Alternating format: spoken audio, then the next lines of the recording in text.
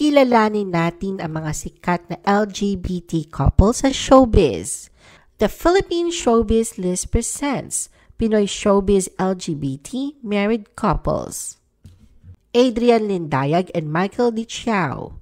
Kasabay ng taon ng selebrasyon ng Pride Month, pinatunayan ng aktor at LGBTQ+ advocate na si Adrian Lindayag na love truly wins. Ito matapos niyang ikasal sa non-showbiz partner niya si Michael Di Chiao.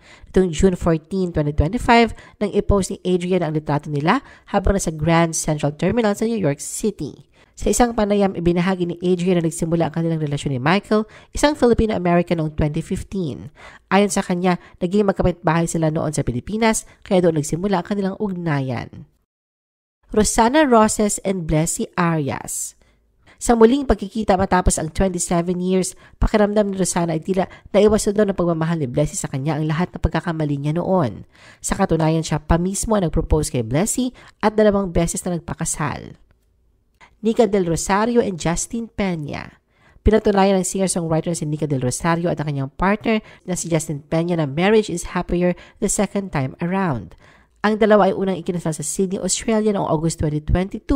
Sila Nika at Justin ay muling napakasal noong February 18, 2023. Kaladkaran and Luke Wrightson.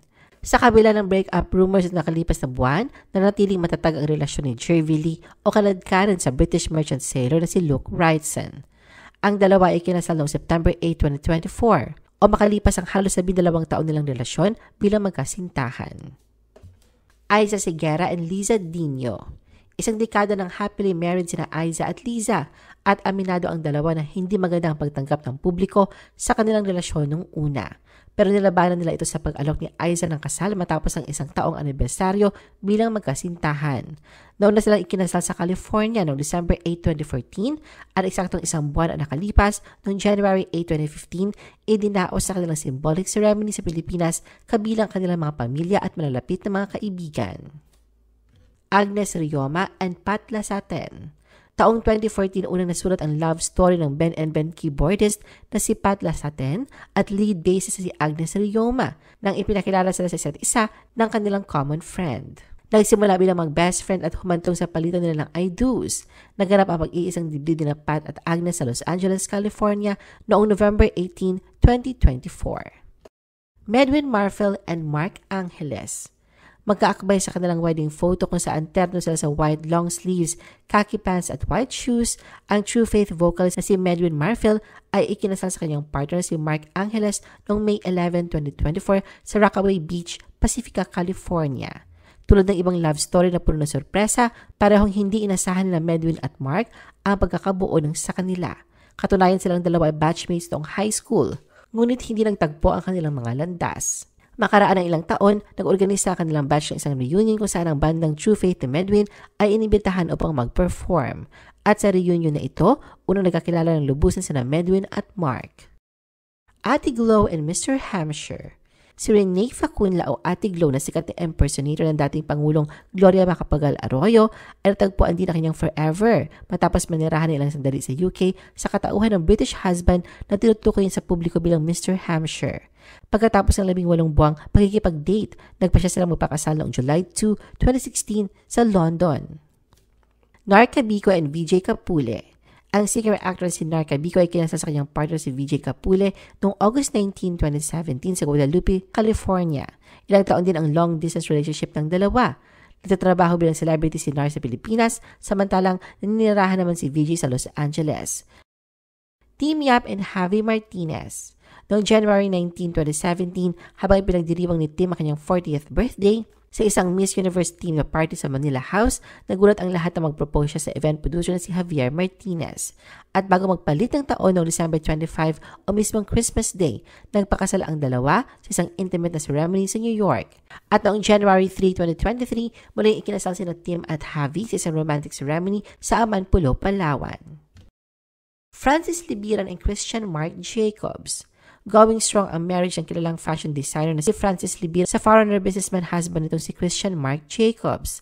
Ang dalawa ay nagtagpo sa isang hindi inaasahang pagkakataon sa Paris noong October 2014. Habang nagbabiyahe si Christian kasama ang kanyang ina, na-miss niya kanyang flight pabalik sa Singapore at nagdesisyon na magpalipas ng oras sa isang cafe. Doon niya nakilala si Francis na bumabiyahe din mag-isa. Ang kanilang pag-uusap ay agad na naging makulay na kalaunay na uwi sa pangakong forever, kapiling ang isa't isa. Ipinagdiwang ni Francis at Christian Mark ang kanilang pagmamahalan sa isang sunset wedding sa tabing pool ng Daline, Boracay noong March 17, 2017. Vice Ganda and Ayon Perez. Noong October 19, 2021, ikinasal sina Vice at Ayon sa isang intimate na ceremony sa Little Vegas Chapel sa Las Vegas, Nevada. Ang kasal ay sinagawa bilang isang commitment ceremony. Sa kanilang wedding vows, tinawag nilang isa't isa na kanilang mga palayaw.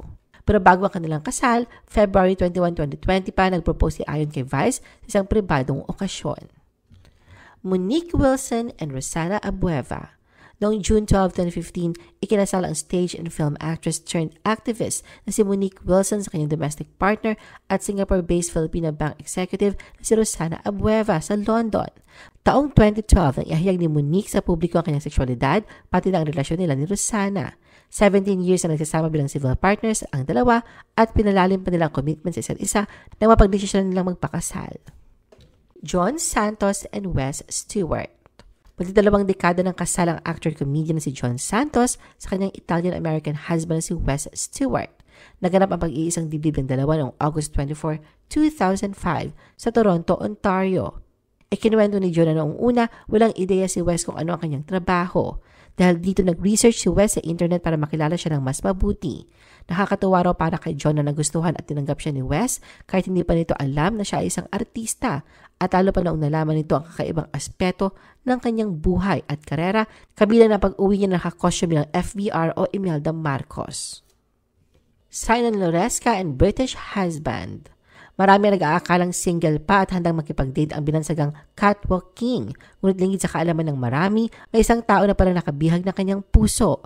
Noong 2017, binunyag ni Simon na siya ay kasal na, ngunit pinili na ilihim ang pagkakakilanlan ng British husband bilang proteksyon na tinawag niya sa pangalang Richard. Very discreet sa trabaho kanyang asawa na nakilala niya sa London para hindi malamang gay ito. May pictures nga raw sila ng kasal nila, nagbabanding, nagta-travel abroad, pero hindi sila nilalabas sa social media. Maingat din sila kapag lumalabas sila rito sa Pilipinas. 10 taon ang tanda ng British gay Sinon at ito daw nagayang magpakasal na naganap noong 2010. Pero sa isang interview noong August 2019, inamin ni Sinon 1 taon na silang hiwalay at isa sa dahilan ng kanilang long-distance relationship. Pero sa isang Facebook post ni Sinon noong October 28, 2021, binahagi niya mga larawang kuha sa kasal kung saan tinakpan niya ang mukha ng British husband. Kalakip ito ang mensaheng, "Happy 10 years wedding anniversary to us, my first and last husband." Anton Antenor Cruz and John Carasig. Sa isang panayam noong nakaraang taon, inamin ang tawag tanghalan Season 2 Grand Finalist, singer at flight attendant na si Anton Antenor Cruz na pinagsisihan niya ang kanyang pagpapakasal sa edad na 20. Ano ang masasabi mo sa video na ito? Mag-like o mag-react at huwag mahiyang mag-comment. For our YouTube viewers, huwag kalimutan mag-subscribe at i-hit ang notification button. At para sa aming Facebook viewers, mag-like at follow sa aming Facebook page para updated ka sa mga showbiz chika. Thanks for watching!